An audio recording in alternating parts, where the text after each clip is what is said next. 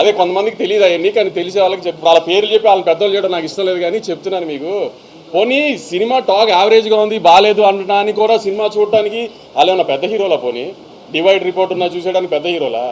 నిన్న మన ఇండియన్ 2 ఉన్నాడు కదా, మన మీడియాలో ఇండియన్ 2 మీ అందరికీ తెలుసు కదా, ట్విట్టర్లో ముద్దుగా పిలుచుకుంటారు ఆయన ఇండియన్ 2 అని. ఆయన 2 సినిమాలు రిలీజ్ అయినప్పుడు ఒక సినిమా బాగోపోతే ఇంకో సినిమాకు ఆటోమేటిక్గా అడ్వాంటేజ్ వస్తుంది, అలానే మన కోర్టుకు వచ్చింది అన్నారు. ఆయనకి మర్చిపోయినట్టున్నారు, ఆయన కొంచెం చిలిపితనం ఎక్కువైపోయి వయసులో. కోర్టు బాగుంది కాబట్టి చూశారు, పక్క సినిమా బాగాలేదు కాబట్టి చూడాల. అలానే మ్యాడ్ బాగుంది కాబట్టి చూశారు, పక్క సినిమాల గురించి కాబట్టి చూసింది మ్యాడ్. అది కూడా ఆయన తెలుసుకోవాలి. ఆ రివ్యూ చెబుతూ స్వాతిరెడ్డి పాట బాగుంది, కోరియోగ్రఫీ బాగానే ఉంది, కానీ ఇంకా బాగుండా అన్నారు.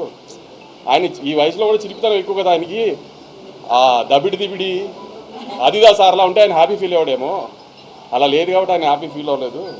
ఇత కూడా చాలామంది రాశారు, కంటెంట్ లేదు, సీక్వెల్ అడ్వాంటేజ్ ఉంది అంతే, సెకండ్ హాఫ్ పండలేదు, సునీల్ గారు పండలేదు, ఇది అదే.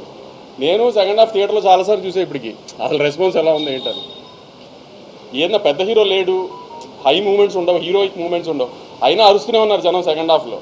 మరి ఎందుకంటారు జనానికి తెలియలేదా మీకు తెలిసినంత సినిమా గురించి? పోనీ మీకే ఎక్కువ తెలుసా? రివ్యూస్ రాసిన రోజు కూడా రివ్యూస్ అది వచ్చేసిన తర్వాత నేను రిలీజ్ రోజు సాయంత్రం ప్రెస్ మీట్ పెట్టా, కానీ ఏం రివ్యూస్ గురించి మాట్లాడలా.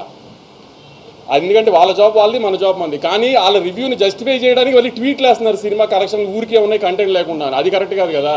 ఇది సినిమా ఇండస్ట్రీ, మీరు నేను కోఎగ్జిస్ట్ అవ్వాలి. నేను సినిమాలు రిలీజ్ చేసి హిట్ అయ్యి నేను సినిమా తీస్తేనే మీ వెబ్సైట్ రన్ అవుతుంది, నేను యూట్యూబ్ ఇంటర్వ్యూ ఇస్తేనే మీ యూట్యూబ్ ఛానల్స్ రన్ అవుతాయి.